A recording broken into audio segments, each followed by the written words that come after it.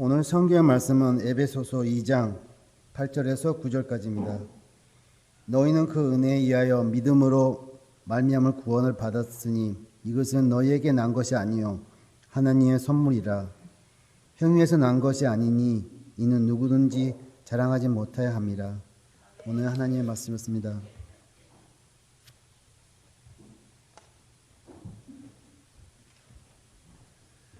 할렐루야. 은혜로운 찬양 너무나 감사하고요.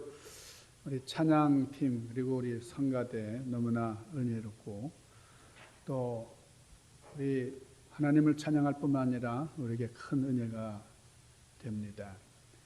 다음 주일이 성탄 주일입니다. 오늘이 대강절 마지막 주일이 되는데 이 대강절은 오시는 예수님, 확실하게 오시는 예수님, 그런 의미가 있습니다. 막연히 오신다는 것이 아니고 확실히 오신다 하는 그런 의미가 있는 말입니다. 우리가 임신을 한 임산부가 만삭이 됐어요. 제대로 걸음을 걸을 수가 없습니다. 몸이 무거워서 뒤뚱뒤뚱 걷는데, 그런데 그 임산부를 보면서 아기 낳을 게 아니라 아기 낳을 수 없다고 말해요. 아기가 나오지 않을 것이다. 그렇게 말하는 사람이 있습니까? 있으면 바보죠. 저는 바보예요. 그 아기는 반드시 이 생에 나온다. 믿어 의심치 않는 거예요. 끝까지 기다리는 사람은 열매를 보게 됩니다. 우리가 주님을 간절히 기다리면서 준비할 때에 주님께서 우리에게 오시고 구원의 역사를 온전히 이루어 주신다 하는 거예요. 이 기다림이라고 하는 것, 이게 대강절의 주제인데, 이 기다림이라는 게 얼마나 중요한 것이냐. 그러니까 기다리는 자에게 만남의 축복이 보장되어 있습니다. 우리 한국 고전 소설에 춘향전이 있잖아요. 춘향전. 그 이몽룡, 이도령과 그 춘향이의 그 애틋한 그런 사랑 이야기인데, 저는 이 춘향전을 이렇게 생각하면은 참으로 우리 기독교적이에요. 우리 기독교 신자가 쓴 소설이 아닌가 싶을 정도로 우리 대강절, 우리 성탄절의 주제하고 아주 비슷합니다. 춘향이 옥에 갇혀서 사랑하는 이도령이 오기를 간절히 기다리는데, 그 변사또가 말이죠. 이렇게 요구하고 같이 이렇게 사랑을 나누자고 아주 애걸을 하지만은 절대로 정절을 굽히지 않지요. 그래서 끝까지 우리 이도령을 기다리는데, 이런 박해 저런 수모를 당하지만은 끝까지 참 사랑하는 님을 기다리다가 이제 이도령을 만나게 됩니다. 근데 많은 기독교인들이 다시 오실 예수님을 기다리면서 옥에 갇히기도 하고 고문을 당하면서 신앙을 지켰던 것처럼 우리 춘향이 다시 오실 님을 기다리면서 끝까지 정절을 지켰던 그런 춘향이에게 그 이도령은 그저 보잘것없는 한낱 서생 선비에 불과한 사람이 아니라 천하를 호령하는 암행어사가 되어서 춘향이 앞에 나타나는 거죠. 다시 오시는 예수님께서는 이 마국간에서 힘없이 어린 아기로 오신 그분이 아니고, 또 나약한 몸으로 십자가 지신 그런 분이 아니고, 이번에 재림하시는 다시 오시는 예수님은 심판주로서 어지러운 세상을 바로잡고 끝까지 신앙을 지킨 사람들에게 참 놀라운 축복을 더하여 주시는 참 그런 우리 예수님. 그러니까 우리 춘향전과 우리 예수님이 오실 것을 이야기하는 이 성경 말씀이 참으로 비슷하다 하는 거예요. 우리 모든 사람들이 기다리며 살고 있고, 또 내일을 바라보면서, 오늘 우리가 코로나 사태로 아무리 힘들지만은 우리는 소망이 있어요. 지난 주일 참 우리 온 교인들을 우리 LA에서 제일 좋은 식당으로 초청해 주시고, 우리 거기서 얼마나 맛있는 식사를 했습니까? 저는 2년 만에 처음으로 그 중화원 식당에 가가지고 그 뷔페를 먹었는데 얼마나 맛있게 먹었던지 2년 만에 처음으로 트림을 했습니다. 자, 우리 이 햄버거집이라든지 뭐 패스트푸드 뭐 이런 간단한 요리들은 금방금방 나오지만은 여러분 그래도 수준 있는 고급 요리를 먹으려면 시간이 좀 걸리잖아요. 시간이 좀 걸리더라도 우리는 기다려요. 왜냐하면 맛있는 요리가 나올 것을 알기 때문에 우리는 기다리는 겁니다. 고급 요리를 먹기 위해서는 우리가 인내가 필요한 것이죠. 지난 주일 날처럼만 먹으면 참 좋겠다는 생각이 드는데 이게 코로나 사태에서 이런 호강을 하는 이양재 권사님께 감사를 드립니다. 귀한 음식으로 모든 교인들을 이렇게 대접해 주셨는데요. 초등학교 3학년 아이에게 다음과 같은 국어 문제를 냈어요. 국어 시간에. 술에 취해 가지고 거리에서 큰 소리를 지르거나 노래 부르는 것을 사자성어로 뭐라고 하냐? 이게 문제였어요. 그러면서 맨 끝에 글자는 가로, 맨 끝에 글자는 가로 끝난다. 이렇게 얘기를 해줬습니다. 그랬더니 아이들이 각각 답을 적어냈는데 고성방가 뭐 이렇게 쓰고요. 고음불가 이렇게 쓴 아이도 있는데 어떤 아이들은 이럴 수가, 또 어떤 아이들은 미친 건가 그러겠어요. 근데 한 아이가 이렇게 써냈다는 거예요. 아빠인가 그렇게 썼는데 그 아이 머릿속에는 술에 취해가지고 거리에서 노래하는 그것을 입력하니까요. 이 머릿속에서 아빠가 연상된 거예요. 고래고래 소리 지르면서 술에 취해서 늘 지내는 술전쟁뱅이 아빠를 둔 이 아이가. 그런 아빠. 그 술 취해서 소리 지르는 그 얘기가 딱 머리에서 뭐라고 이제 연상이 되는 거 아니? 우리 아빠. 여러분, 우리가 성탄절을 이제 앞두고 있는데 우리가 성탄절과 연관된 단어를 선택하라 그러면 여러분 어떤 얘기를 할 수 있을까요? 미국의 한 심리학 교수가 40여 명의 학생들에게 설문을 했어요. 단어 연상 테스트를 했다는 겁니다. 이 크리스마스 단어를 주고 크리스마스 하면 생각나는 게 뭐냐? 그랬더니 아이들이 뭐라고 대답을 했냐면 산타클로스 그리고 선물이라는 단어가 압도적으로 많았다는 거예요. 그러니까 예수님의 탄생을 기념하는 그런 성탄절에 예수님이라는 단어, 그리스도라는 단어, 메시아라는 단어는 전혀 나타나지 않고 선물이라는 단어를 적어낸 게 압도적이었다는 거예요. 그러니까 어쨌든 뭐 크리스마스는 선물이 오가는 절기다 그겁니다. 예수님이 오신 이 성탄절, 믿는 사람이나 믿지 않는 사람이나 이 시즌이 되면 참 흥겹고 즐거운 거는 분명해요. 많은 카드가 서로 오고 가고 좀 그동안 만나지 못했던 사람들 좀 오랜만에 안부를 전하면서 우리가 선물을 주고받는 그런 절기. 그러니까 선물을 주고받는 절기, 이게 크리스마스다. 믿는 사람이나 안 믿는 사람이다. 공통적으로 그렇게 생각을 하는 거예요. 여러분, 선물이라는 게 참 좋은 거예요. 받으면 기분이 좋죠? 주면서도 기뻐요. 그러니까 선물은 주기도 하고 받기도 하는데 서로 기쁘고 좋은 거예요. 그러니까 부모님들도 아이들에게 선물을 이제 마련하는 그 아이들에게 선물을 마련하면서 부모님들이 참 기쁨을 느끼는 거죠. 받는 아이들의 그 기분은 뭐 이루 말할 수도 없는 거고요. 그래서 성탄절 그러면 산타클로스, 선물을 준비해 오시는 할아버지, 이게 연상이 되는 거죠.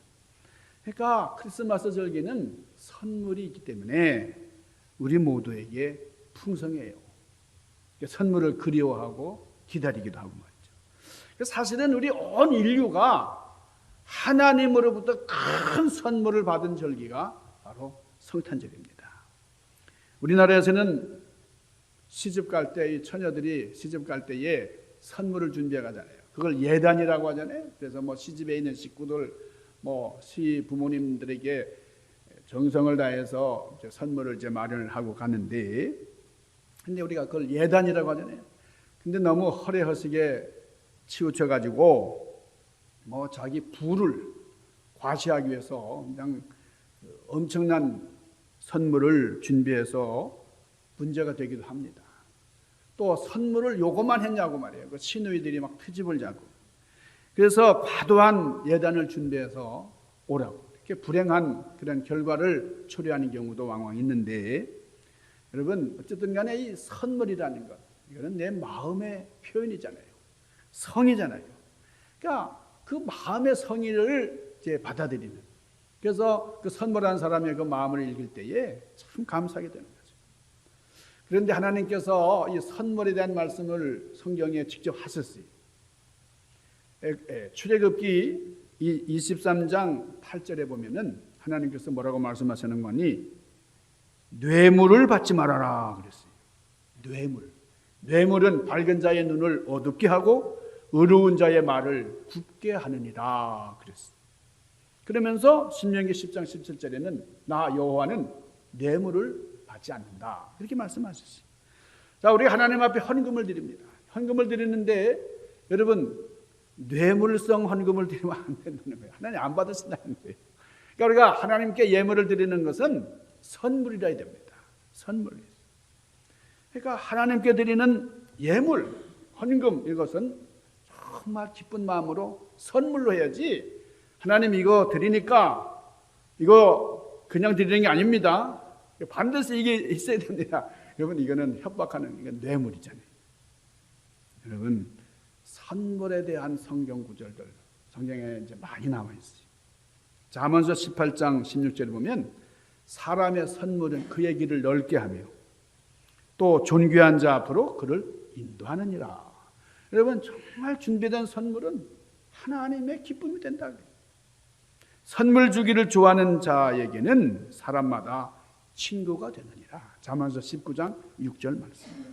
그러니까 바른 마음, 선한 마음, 순수한 마음, 따뜻한 마음, 남을 배려하는 마음에서 나오는 선물이 받는 사람을 기쁘게 합니다.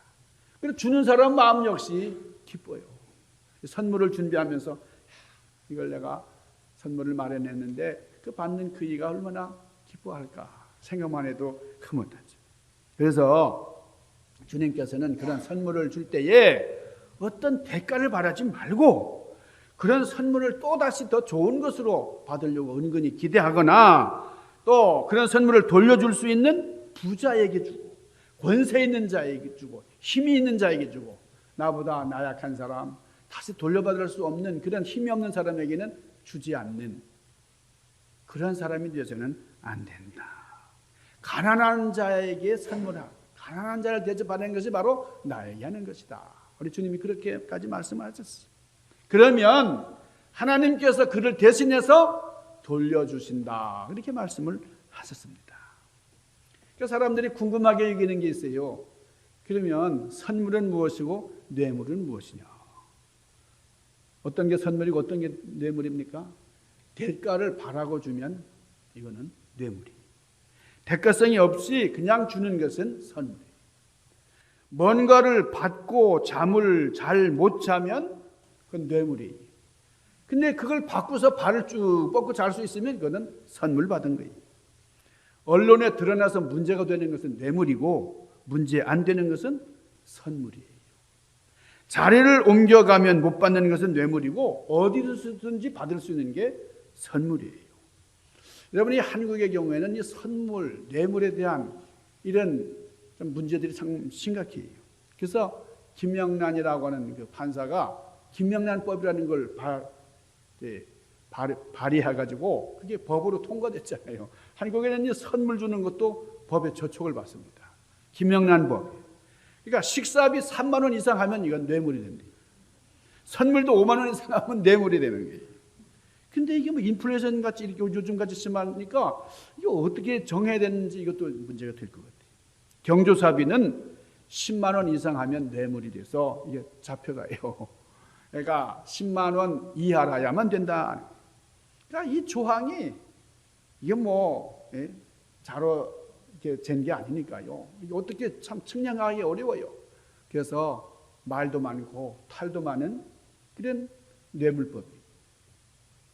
어쨌든 간에 여러분 우리가 예수 믿는 사람이든 안 믿는 사람이든 간에 크리스마스는 즐거운 명절이다.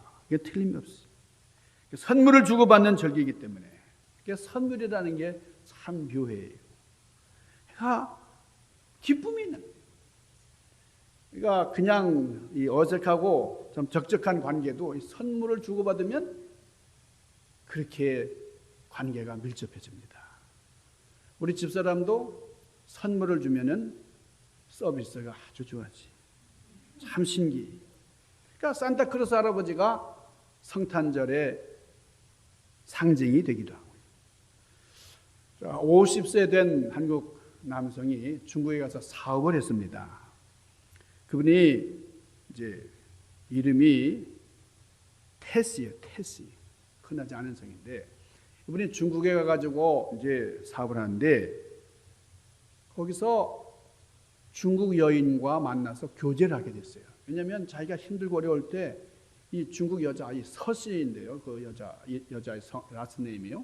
이분이 얼마나 참 도움을 많이 줬는지 그 외로운 중국에 가가지고 힘들게 사업을 이제 하는 이 테스에게 많은 그런 도움을 줬습니다. 그러니까 어려움을 당하고 힘들 때에 이 테스 옆을 떠나지 않고 그렇게 참 뒷바라지 해주면서 참 헌신적으로 봉사를 했어요.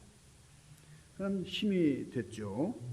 근데 그 자기를 도와주던 이 사씨가 이 등 쪽에 아주 통증을 느껴가지고 그래서 병원에 갔더니 폐암 말기래요.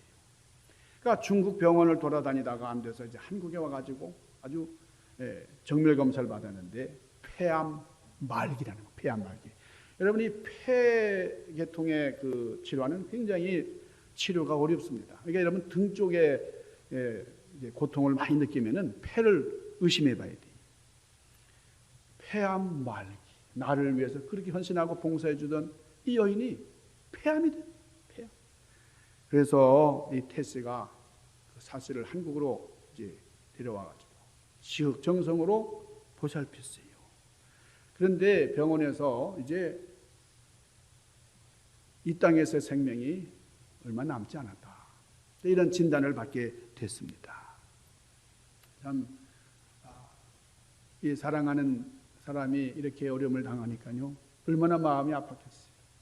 지극정성으로 보살폈어요. 그래서 이 테스가 이 서스라는 여인에게 의미 있는 선물을 하기로 작정을 했어요.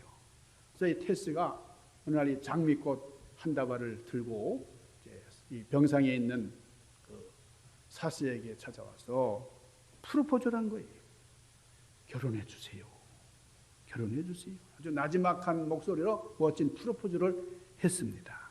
이 사스의 병세가 악화된 지난달 17일 이 신부가 휠체어에 간신히 이제 앉아 있는데요. 몸을 지탱할 수도 없는 그런 상태인데 그런데 신부하고 신랑하고 참 결혼식을 갖게 됐습니다. 그러니까 신부가 간신히 휠체어에 앉아가지고 입장을 하고요. 그 결혼식은 30분 만에 끝났지만 그 이야기가 퍼지면서요. 많은 사람들의 심금을 울렸다는 겁니다. 여러분 이제 내 사랑하는 여인이 이 세상에서 삶이 얼마 남지 않았어요.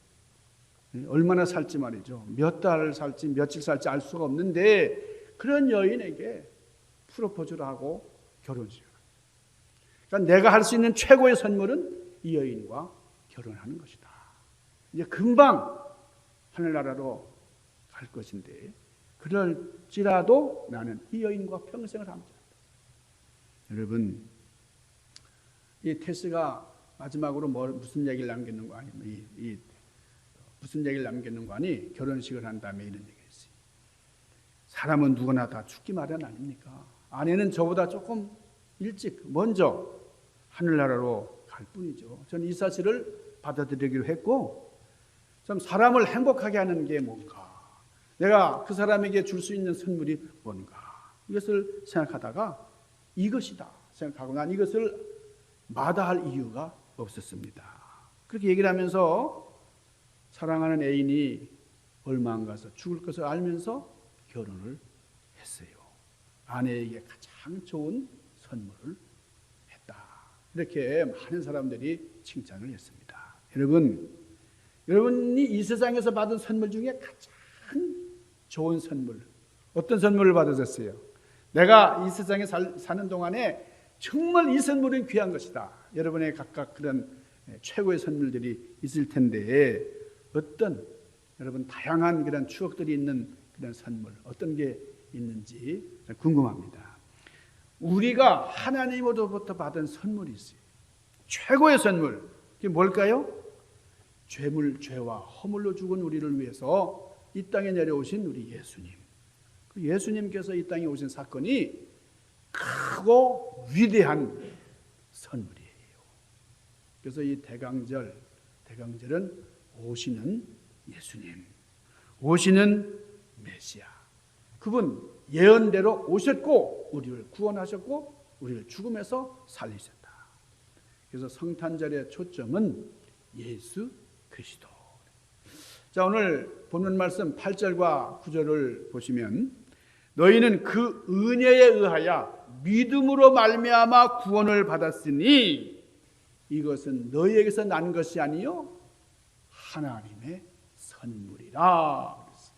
그러니까 우리는 은혜로 말미암아 구원을 얻었어요. 근데 이 은혜는 믿음으로 이루어집니다. 그러니까 믿음으로 말미암은 선물, 그것이 바로 예수 그리스도다.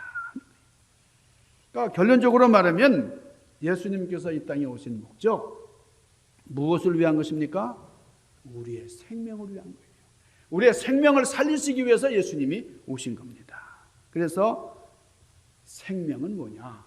선물이에요. 하나님께서 우리에게 주신 위대한 선물은 바로 생명이에요. 우리가 이 땅을 산다는 것, 이것 자체가 하나님의 선물이에요. 생일이 왜 기뻐? 아이들에게 이렇게 물어보면은 선물 주잖아. 선물 주잖아. 애들이 무심코 한 얘기지만은 여러분 이 선물이라고 하는 이 단어에 굉장한 진리가 함축되어 있어요.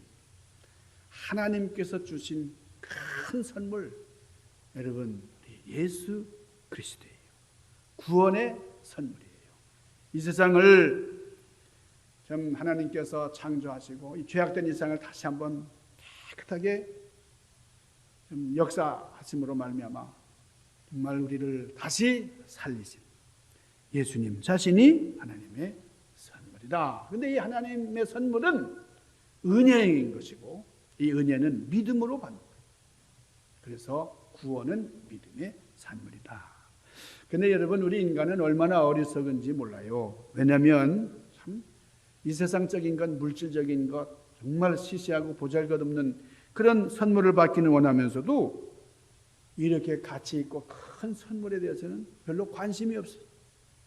어느 누구도 나는 이 세상에 태어나기를 원합니다. 이렇게 손들고 이 세상에 온 사람이 없어요. 다 하나님의 선물이죠. 여러분들이 부모님을 선택한 게 아니잖아요.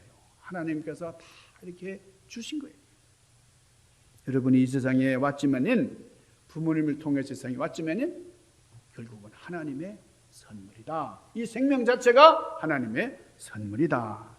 여러분 우리가 이 생명만 얻은 게 아니에요. 이 땅을 살아가는 80세, 90세까지만 우리가 살아가는 그것이 선물이 아니라 우리는 영원한 생명, 하나님의 고귀한 선물 인하여 감사하는 여러분들 되시기를 바랍니다. 여러분 우리가 현재라고 하는 말을 프레젠트라고 그래요. 프레젠트. 그러니까 선물이라고 하는 말도 프레젠트라고 하잖아요. 그러니까 지금 우리가 살아가는 현재 이것이 바로 하나님의 선물입니다. 우리가 현재 지금 주어진 시간에 집중하면서 보람이 있게 아름답게 사랑하며 살아간다고 하는 것이 얼마나 귀한 것이냐. 여기에 행복의 비밀이 숨겨져 있는 것이죠. 그래서 이 선물의 이름이 성경에서는 구원이라 해요. 구원. 사랑하는 여러분, 이 하나님의 말씀, 성경은 구원이 바로 선물이다. 하나님의 선물은 예수님이고 예수님을 믿으면 구원을 받는데 이 선물은 그냥 받으면 되는 거예요. 다른 조건이 없습니다. 이게 믿음이에요. 그래서 요한복음에는 영접하는 자, 곧 그 이름을 믿는 자에게는 하나님의 자녀가 되는 권세를 주셨다. 이렇게 말씀하셨어요. 그러니까 우리 예수님을 받아들이면 돼요. 영접하면 되는 거예요. 그리고 이 믿음으로 말미암아 하나님의 자녀가 된다고 했습니다. 여러분, 하나님께서 사랑하는 아들 예수 그리스도를 우리에게 보내주신 이 선물. 그럼 어떤 사람들은 그럽니다. 뭐 하나님은 사랑이신데 꼭 그렇게 믿어야만 뭐 구원받아. 그냥 주시면 되지. 그렇지 않아요. 영접해야 됩니다. 영접하면. 요한복음에서 이렇게 말씀을 합니다. 하나님의 빛 되신 예수 그리스도를 보내셨는데 많은 사람들, 이 세상 사람들이 그분을 영접하지 않았다. 그러니까 하나님께서 귀한 선물을 보내셨는데 그 선물을 거절해 버렸어요. 선물을 안 받겠다. 요한복음 5장 24절이에요. 내가 진실로 진실로 너희에게 이르노니 내 말을 듣고 또 나 보내신 이를 믿는 자는 영생을 얻었고 또 심판에 이르지 아니하나니 사망에서 생명으로 옮기었느니라. 주님이 진리하신 말씀입니다. 사망에서 생명으로 옮기운 자는 영접하는 자예요. 믿는 자예요. 여러분, 하늘나라 백성 된 것을 믿으십니까? 구원받은 것을 믿으십니까? 구원의 확신이 있습니다. 여러분, 우리 성탄절은 하나님께서 최고의 선물 예수 그리스도를 주셔서 영생을 우리로 하여금 얻게 하신 절기입니다.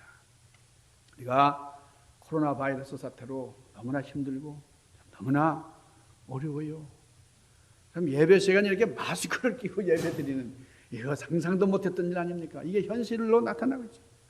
그러나 이런 어려운 가운데서도 값없이 베푸시는 하나님의 사랑을 생각하면서 정말 하나님 앞에 충성을 다하는 그런 믿음으로 측량할 수 없는 하나님의 사랑과 은혜를 전하시는 그런 아름다운 성탄절의 귀한 축복의 주인공들 되시기를 주님의 이름으로 간절히 축원합니다. 기도하십시다. 걸어가신 아버지 하나님, 우리에게 귀한 선물을 허락하시고 이 선물을 값없이 우리가 믿음으로 받고 영접할 때에 더욱더 놀라운 축복의 열매를 허락하시는 것을 우리 성탄절의 의미를 생각하면서 깨닫게 하심을 감사합니다. 다음 주일 성탄절에 더욱더 귀한 선물로 주님을 영접하는 저희들 되도록 인도하여 주시옵소서. 귀하신 예수님 이름으로 간절히 구하옵나이다. 아멘.